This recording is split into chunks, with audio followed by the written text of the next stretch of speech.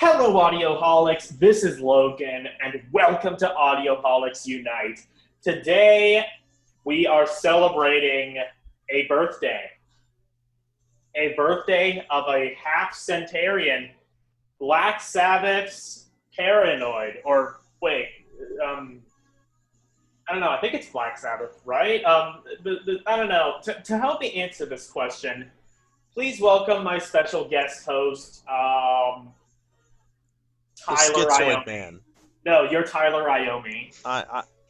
I'm the schizoid man from King Crimson, Yeah, who also did the album we're talking about today. yeah, they collaborated along with Jesus and James Gandhi Hetfield. and James Hetfield. And then Daddy there's Het. all The table himself.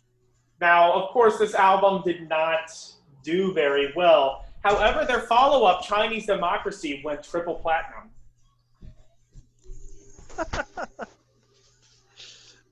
All right, so Paranoid is fucking huge.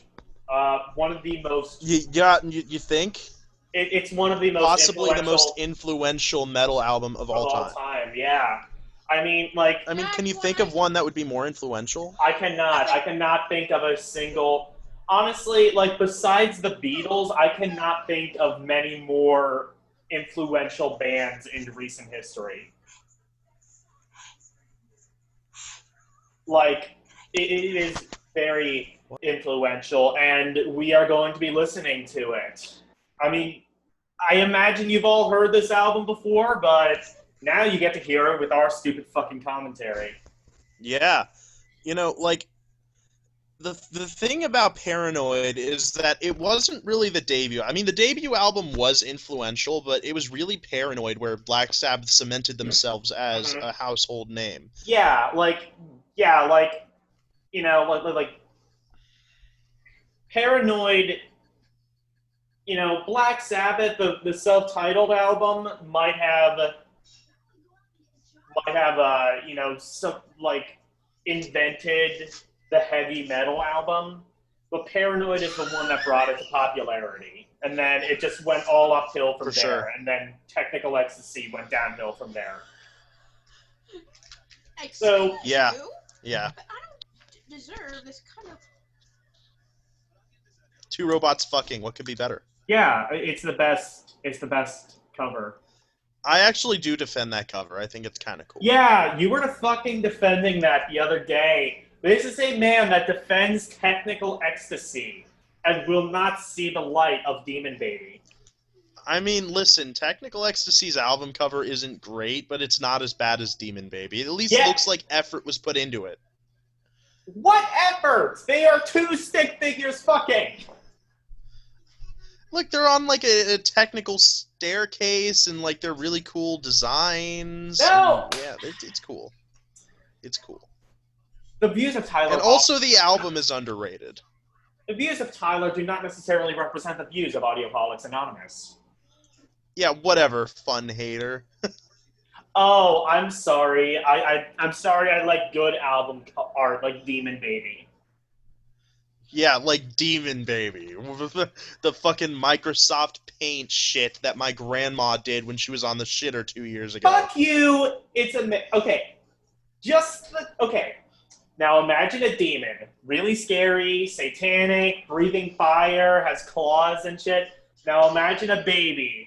The definition of primal rage and just innocence. Mix those two things together, what do you have? You have motherfucking Demon Baby.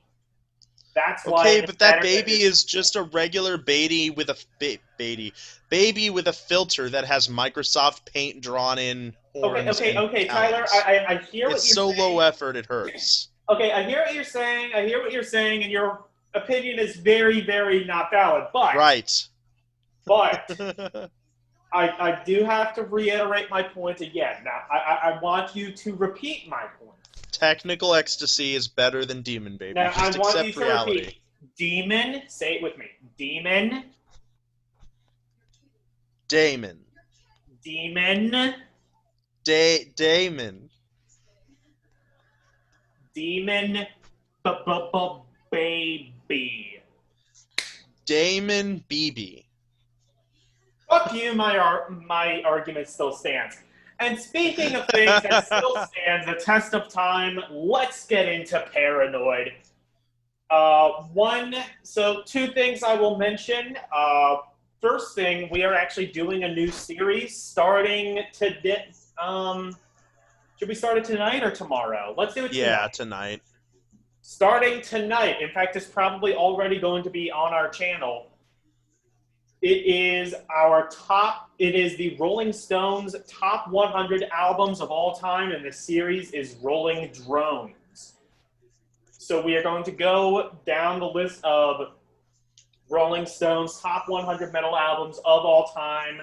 We will rank them in our own tier list, and we hopefully will have a better appreciation of metal at the end of the day. So, Paranoid is on that list, by the way. Spoilers. well, I would be very surprised if it wasn't. So, without further ado, and the other thing, of course, the album will always be in the description. Use ad block. Watch it with ad block, yeah. Okay, let's get into it, motherfuckers. Paranoid in 5, 4, 3, 2, and go. With War Starting Pigs. with the worst song on the album, Luke's Wall. Yeah, Luke's Wall is what everybody knows it as. Okay, so Yes. you know about like the original demo version of this, right? Yeah, I've heard it too. It's crazy. Yeah, like which one do you like better, the original or the demo version? Honestly, the original is way more badass. Really? Like, or I mean, like the studio one or the demo? Oh, the demo. That's what I meant. Yeah, I agree. Yeah, like the demo was much more satanic, and it was just like way cooler. I do like Way the more air. like Then again, though, I do like the air representative raid. of Yeah. the first album. So yeah, I mean, there's aspects to this version I like. I still like the song, but I kind of just wonder what it would have been if they had stuck to the original. Yeah, concept. honestly, though, I don't think Ozzy would have like gone the whole satanic route because, he uses Satan as a metaphor, but I don't think he's ever written a song that's purely satanic, except maybe the title track Black Sabbath. Yeah, but even that is more like an encounter with Satan rather It's than like, Satan itself. Satan is not necessarily portrayed as the good guy. If you want that, Typo Negative has him in spades. That version of the song does kind of suck, though, TBH. Yeah, I agree. I love Typo Negative, but yeah. And by the way, I love the little touches that they have in this song. Yeah. Like, you always remember the dun dun dun barrel.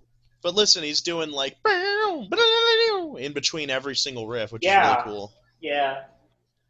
Do you know how to play this? It's one of the great things about Tony Iommi. I do, yeah. Cool. NIB is another example of that. Like, you probably always remember it as like but like there's a lot more depth to the riff than that. Yeah, this part's really cool. You know, Ozzy Osbourne, like, the more you think about it, like, a lot of people shit on Ozzy, say he's, like, not that good of a vocalist, and he probably is the worst vocalist in the entire band, except maybe Ian Gillan, but even Gillan has, like, attributes. That being said, he's not a terrible singer. He does the whole blues thing really well. I agree. I think Ozzy he's a blues singer at the end of the day. And I think like people expect him to be a metal singer, and he does eventually become a metal singer. Metal wasn't even that's a not thing his yet, home. though. Like, well, I was talking more about his solo career. Exactly. Like, you know, like people are like, you know, people listen to Black Sabbath and they expect like Halford or something like that. You know, Halford was barely even a sperm at that point, motherfucker. Like, Yeah, people gotta remember, like, this is the first album of its kind. You could argue Yeah, Black Sabbath's debut album was like this album, but I would argue that Black Sabbath's debut album wasn't actually a metal album. It yeah, had metal songs on it, but it yeah, was mostly a exactly. Like, blues album. This is a metal the album. first Black Sabbath album, you could still kind of hear elements of like Blue Cheer and Jimi Hendrix. This is the album that really, like, kind of cemented metal as a thing. Even if Black Sabbath, most of the members would not call themselves a metal band. Yeah. I mean, all of the best bands that ever existed refuse to call themselves what they are. Yeah. You ever notice that trend? Like, Slipknot doesn't like being called new metal. System of a Down doesn't like being called metal, like, at all. Or no, it was Korn who doesn't like being called metal Yeah. at all. I mean, to be Korn fair, doesn't that's even consider probably. themselves a metal band. I mean, to be fair, that one might be a little bit more debatable. I mean, have you heard a song of theirs? Down-tuned, heavy, distorted guitars, thunderous They're drums. I more mean, like what else would you call that? industrial, though. I mean, I wouldn't say so. At least not their earlier stuff. I mean, this But song. even so, like... Go ahead. Yeah. I was just going to say, like, look, no matter how many times they overplay this song and a lot of the songs on this album, objectively, they're just really good. Like, the riffs are amazing. And this is, Yeah, and I again, gotta admit, this song for me is not overplayed, because I haven't heard it 100 billion Yeah. times. Paranoid I have, but not this song. Yeah. I'd say Paranoid is probably the weakest song on this album, besides, like, maybe Planet Caravan. And I mean, like, it did what it was supposed to do. It was, like, a relatively short song that you could, like, sell. But otherwise, I mean, like, it's just relatively basic. I kind of wish they would have just stuck to the original title, which was War Pigs. Do you know how the song Paranoid was made? I mean, like, they basically had, like, a little bit of space on the album, so they just shit it out in 10 minutes. Pretty much. Yeah, the label was like, hey, you still got some minutes left on this album. You need to make a song. I mean, And yeah, they that sounds basically about right, though. made that song in 30 minutes. I mean, it has a really cool riff, but yeah, 10 minutes sounds about right. Yeah. Tony Iommi wrote the riff while everybody went out to eat, and then when they got back, they wrote the song in like 20 minutes, and then they recorded it, and yeah. It's funny because, like, I was reading that they had, like, a huge debate about the main riff of Paranoid because they thought it sounded too similar to, I think, what was it, Dazed and Confused by Led Zeppelin? I forget. It was a Led Zeppelin song. They thought it sounded too similar. And, Tony Iommi was like... Oh, yeah, I see what they mean. Like, I know what you're talking about. That part of Dazed and Confused. Yeah. Tony Iommi basically, like, convinced them that it was a good riff and it wasn't a ripoff and whatever else, and it ended up being the biggest song from the album, Yeah. so... Good thing they listened, I guess. Yeah. I mean, you can pretty much thank that song for metal existing at all. Exactly. Would you agree that if that song weren't on this album, it probably wouldn't have made as much of an impact? Probably. That was the hit. I mean, it was the hit. It was the song that you could stick on a single and sell it to radio stations. Yeah, you're going to do that with War Pigs? As awesome Yeah. as War Pigs is. It's 6 minutes long. No radio station was going to play that back then. Yeah, so I I love the think, ending like, of the it was song. I a love the ending. stroke of... Oh, yeah, the ending is really cool. Where they just, like... And it leads right into... Paranoid. right into the title track. I can sing this song by heart, guys. You want to see? You want to see a concert? No. Finished with my woman, cause she couldn't help me with my mind. People think So another funny thing about this song... because I am frowning all the time. We can even talk in between me singing. No, so another fun fact about this song, it has nothing to do with being paranoid. Geezer Butler All wrote the day lyrics long to this I song, and think he of admitted in things, but interviews that, nothing to satisfy. Shut Think the I'll fuck lose up, my Logan! mind if I No one don't wants to find hear you something sing! to occupy. Quiet! Can you Quiet your help face! me occupy I my hope you're unsynced with brain? everybody, so you just sound like a madman. Oh. All right, finish your You're thought. singing the song. Oh, my ear. Yeah, you, my ears, indeed. Anyway, so Geezer Butler, Finish it Geezer quick. Butler wrote this song, and he had no All idea day what the word long I paranoid think. meant. So, it's a song about depression. He thought that's what paranoid was. Good fucking job. Even Ozzy's like, I had a vague idea of what paranoid meant, but it felt good, so. Even Ozzy By is the way, what? this is a legendary solo, and I just finished learning how to play it. How the fuck do you like? Is this just like a fuzz, a fuzz pedal or something? I don't know what the hell he's doing in this part of the It song. has to be like the same music effects that they used with No Quarter by Led Zeppelin, which is one of my favorite Probably. songs of all time. That song is ridiculously easy to play. I wanted to learn it, and then I realized how boring it was to play. Yeah. Because it's so easy. That And riff, honestly, though. that riff is really cool, but it's not fun to play. Yeah, in I'm my sure it's opinion. not, but it's still really cool. That was what changed my mind about Smoke on the Water. I always thought Smoke on the Water was a good riff until I learned it, and I'm like, this sucks. This is terrible. Anybody could have written this.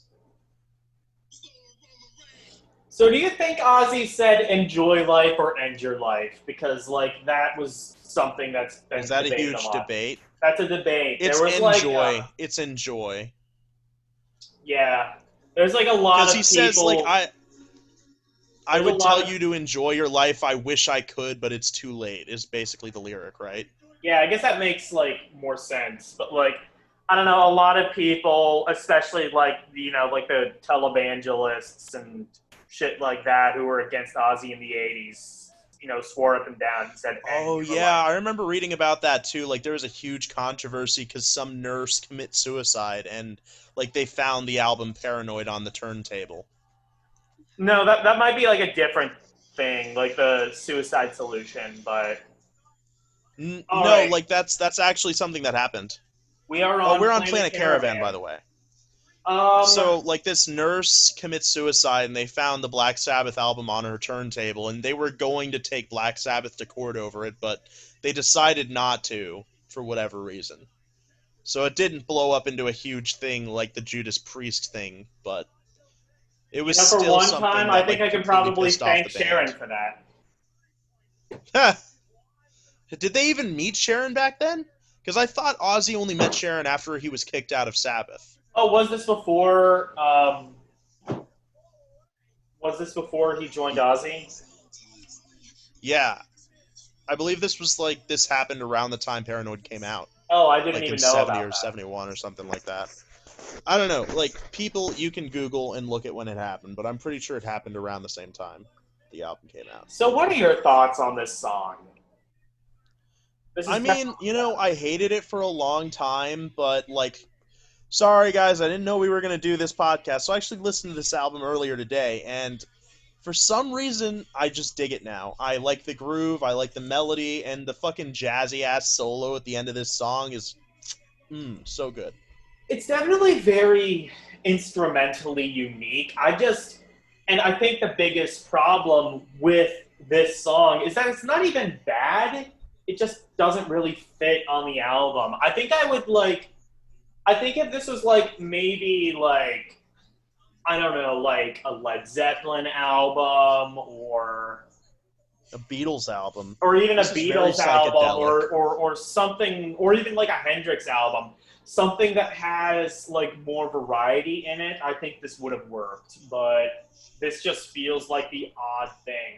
If there was more songs that sounded like Planet Caravan, I think this would have fit, but it just feels a little bit out of place. It feels like it doesn't belong here.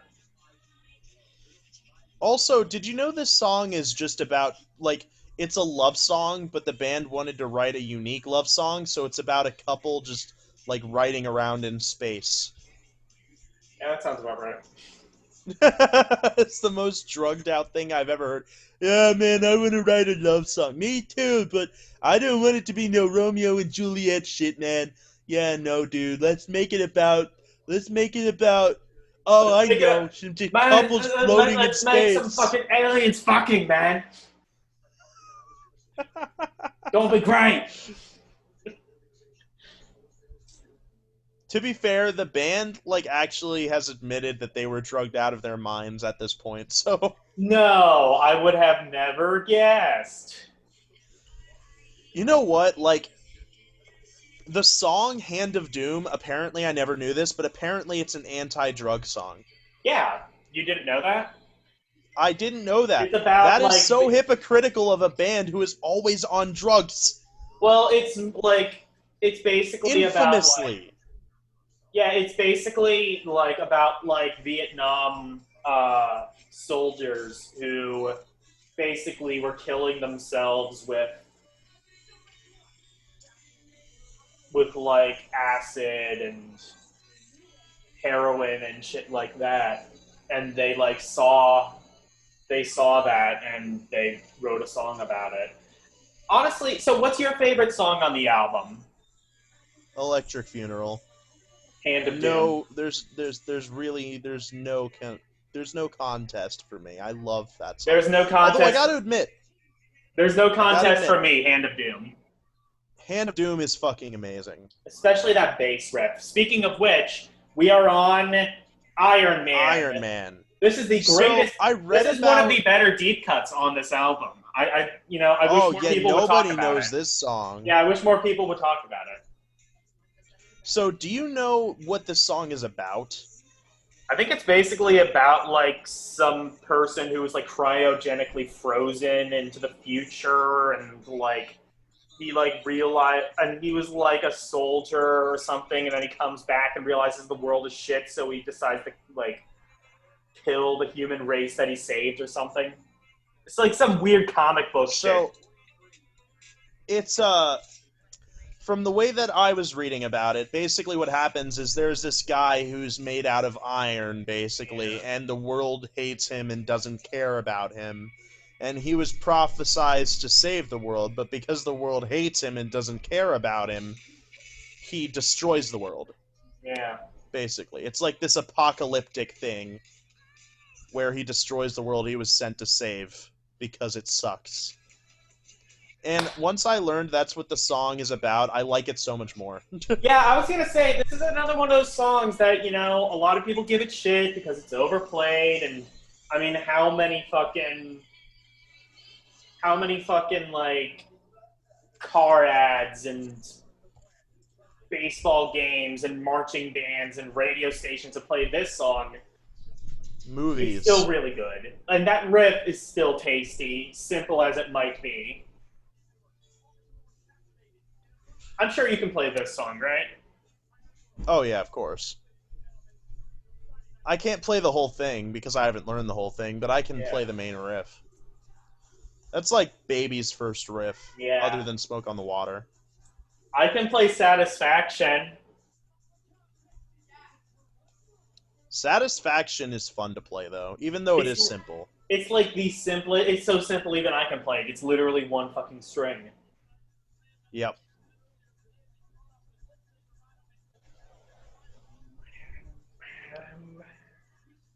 I really love this section in, like, the middle of this song. Yeah. And also, like, the ending is really good, too. Yeah. Like, this is, like, this is the definition of doom metal, even more so than the song Black Sabbath. Yeah, this song is very doomy. I mean, Parinoid in general is pretty doomy, except for the title track. Yeah, and I guess... That I wouldn't consider a doom metal song, but pretty much every other song on the album. No. Nah, that's more like psychedelic. Yeah, exactly. rock. It's not really doom. It's not heavy enough to be doom. Again, that's why it feels so out of place.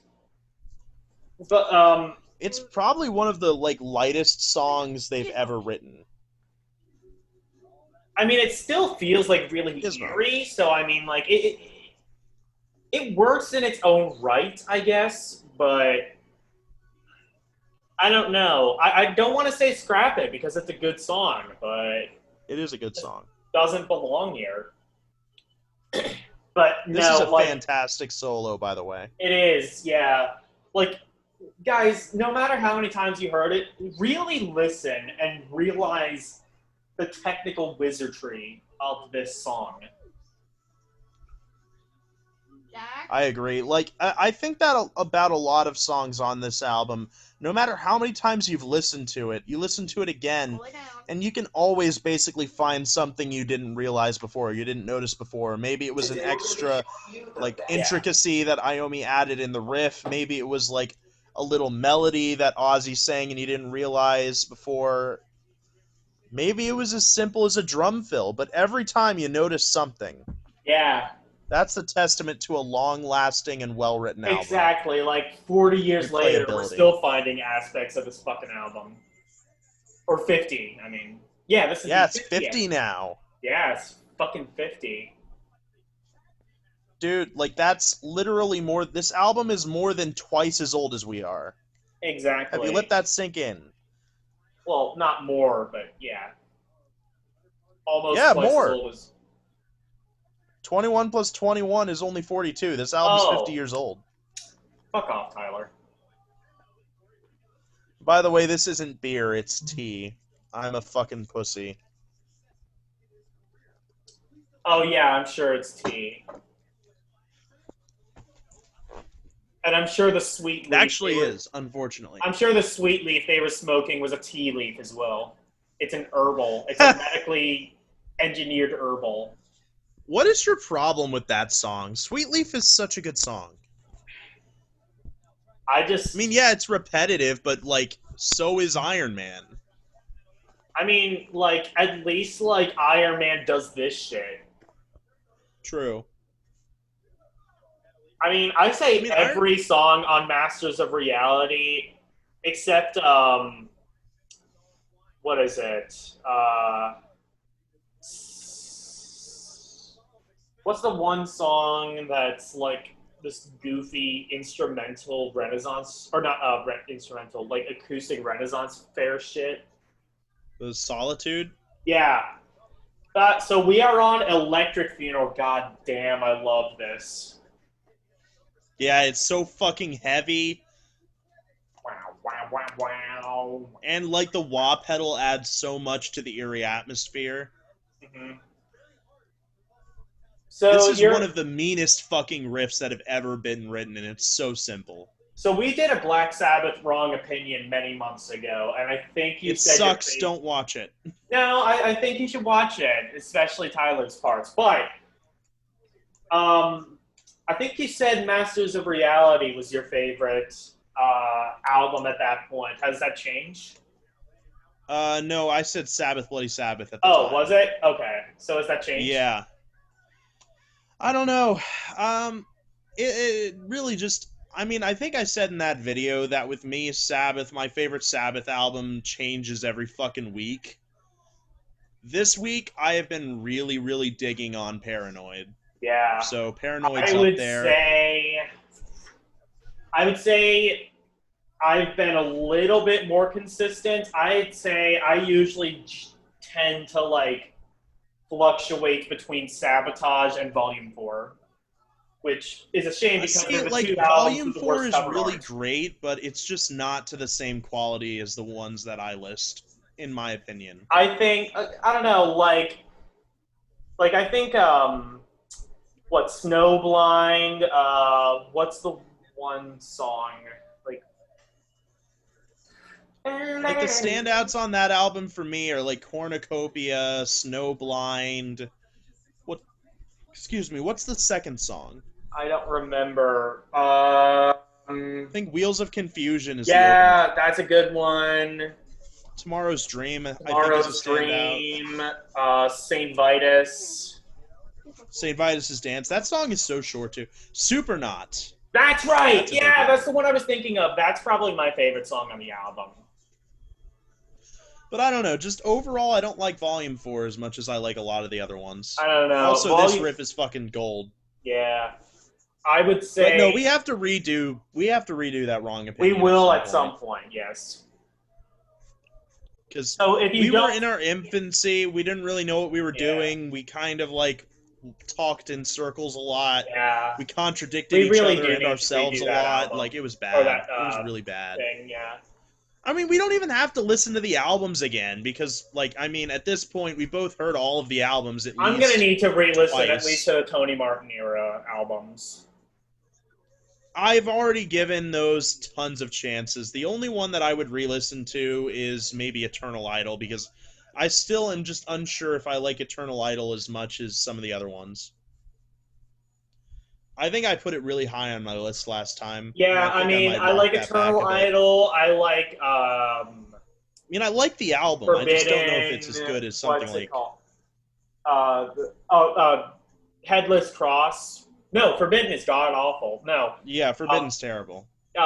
Tear, you keep saying it's a really good album. I need to listen to it again. And Cross Purposes, I do not remember in any way.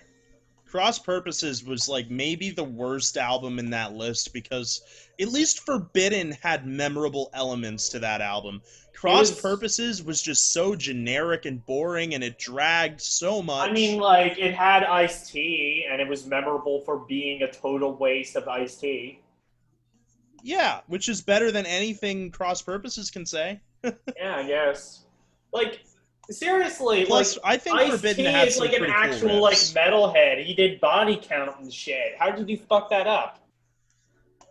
Yeah, I don't know. It was really weird. Listen to this outro. Yeah. Fuck yes. Oh, God, it's so dirty. Yes, like your mom.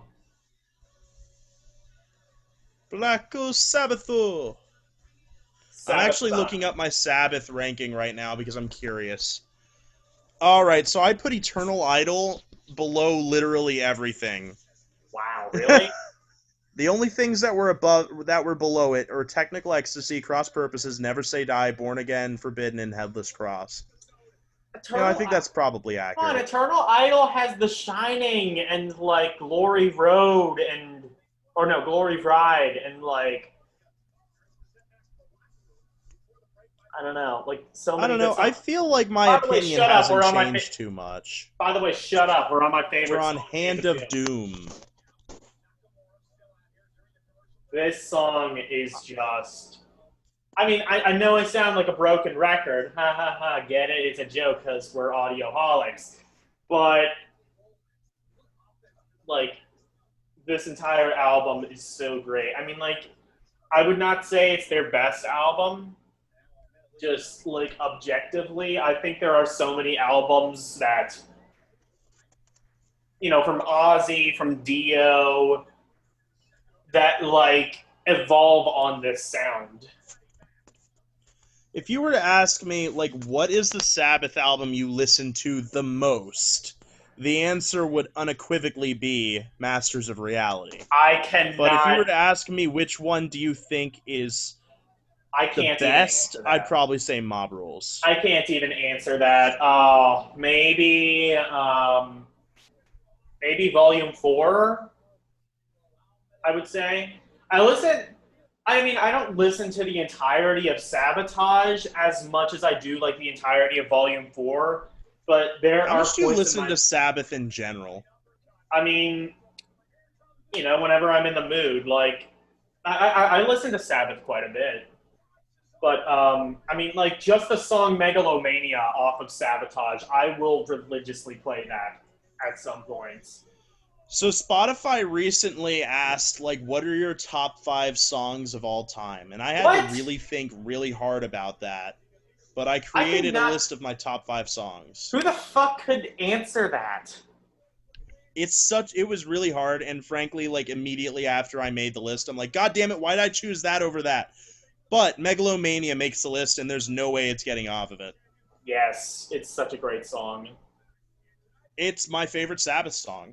Fuck, I mean, like, honestly, I would say, like, half of the list would just be Sabbath songs. I think I put, you know what, I'll read it off to you just because. So what I had here was, I have to like look at it. Here we go. All right, Love so this I had Son of breakdown. a Serpent by Thank You Scientist, Epitaph by King Crimson, The Odyssey by Symphony X, Astronomy by Blue Oyster Cult, and Megalomania by Black Sabbath. I would say Those are my like picks. I would say uh,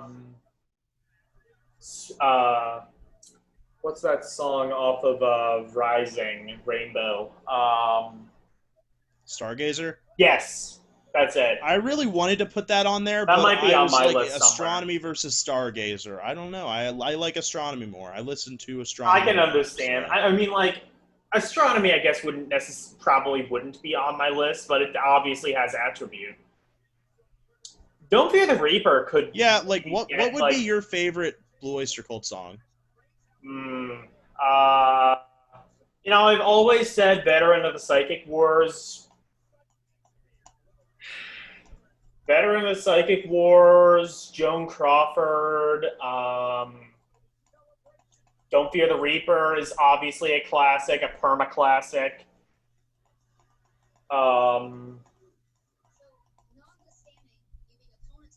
This part is so fucking heavy. Yeah. That's a hard one. Flaming Telepaths would also probably be on there. Oh yeah, Flaming Telepaths is a great song. Harvester of Eyes is another one for me. I don't know about that one, but like Del Rio song. Oh, I Am the One You Warned Me Of. There's like some good shit. The other day, I was working in beer and wine, and my code to log in was 7777. Yes. It was a temporary code.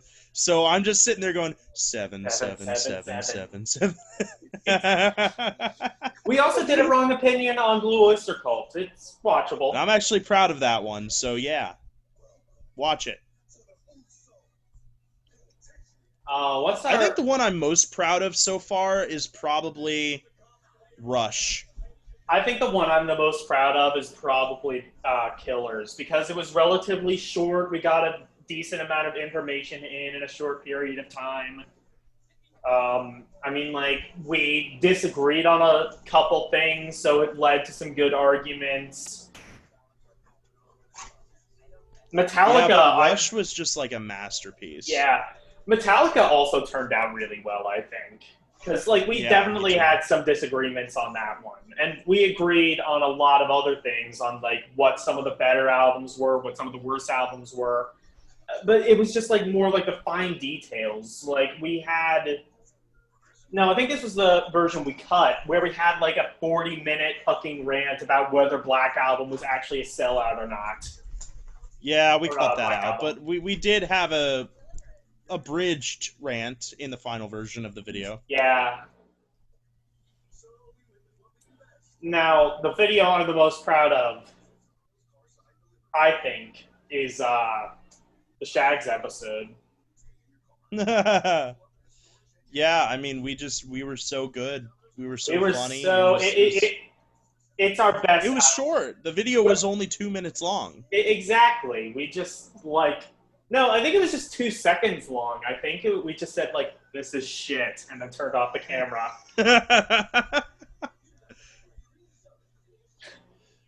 If the Shags put out a new album today, would you listen to it? I would. I mean, we owe it to all 2 of our fans to do it, so... Even if we didn't have this podcast, I would listen to it. If for no other reason, out of morbid curiosity, to see what people who know how to play music now sound like, trying to sound like they don't know how to play music again. No, even morbid curiosity would not allow me to listen to that album. Under no circumstance other than for a video would I listen to the Shags ever again.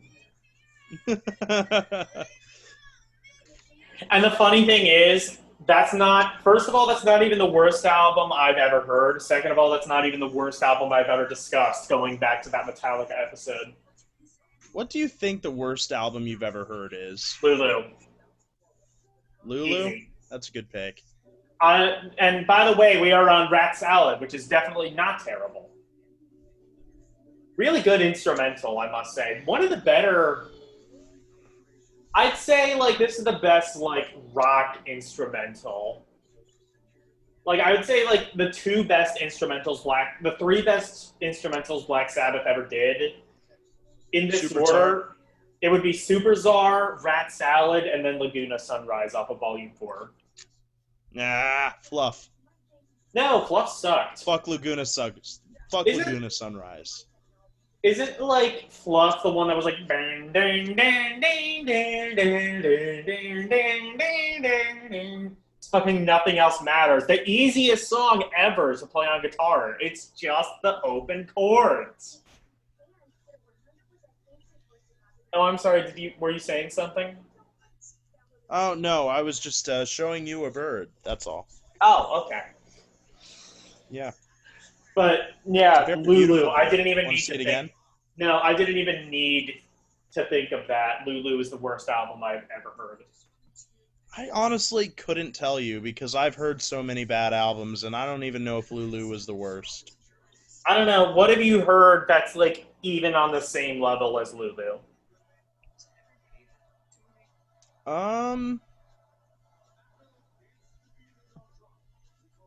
Not a lot, but there's a few. Here we go. Let's see. Overexposed by Maroon 5, for sure. Mardi Gras. Okay, like, I don't know. Like, at least Mardi Gras had music. It had, like, Sweet Hitchhiker. That wasn't a bad song. Results may vary by Limp Bizkit. I've never heard that. I mean, like, Limp Bizkit. Here's my thing with Limp Bizkit. We need to stop hating on them. It's literally beating a dead horse. They're irrelevant, and they will never regain relevancy. Maybe, but they still made some really terrible music. 1,000 Suns by Linkin Park. No pads, no helmets, just balls. Simple Plan. So we are on Fairies Wear Boots. This is the final song on the album. I wish there were more. The Path of Totality by Korn was really bad. Really? It's a fucking... Is that the It's a one that was like... dubstep album. Yeah, is that the one where they like partnered with Skrillex and shit? Yes. I don't know. Also, Diabolus and Musical by Slayer. Really? Is that the new Oh, and one? Nevermind by Nirvana. It has good songs on it. It can't be the worst album. And we have lost Tyler. Okay. Sorry, his app crashed because he runs a shitty Android. Yeah. So I stopped at least at 43 seconds on Fairies Wear Boots. Yeah, I kept the song going, so we'll just, like, wait a few seconds to, like, say that the album is over. Okay. All right. Yeah, but... All right, so I'm starting it back up now. Yeah, like, Nevermind had some good songs. Even you admitted that. I don't know, man. Looking back on Nevermind, I hated my time with that album. Every time I've heard it. The only good song on it is Smells Like Teen Spirit and Come As You Are. I mean, personally, I like In Utero better. I think In Utero is better, but it's still terrible. I mean, look, you're talking to a guy who thinks that Live and Unplugged Nirvana is the best live album of all time. Or one of the best live albums of all time.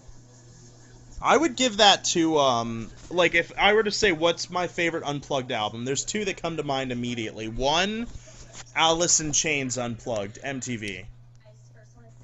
That one, like, that didn't really have a lot of hits on it, did it? It had, like, Rooster, and then that was about it. Yeah, but it was so fucking amazing. And then another one is, I don't know if this really counts, because it's not really a live album, but it's another, like, Unplugged album. Ghost Note Symphonies by Rise Against. Oh, okay. I really fucking love that album.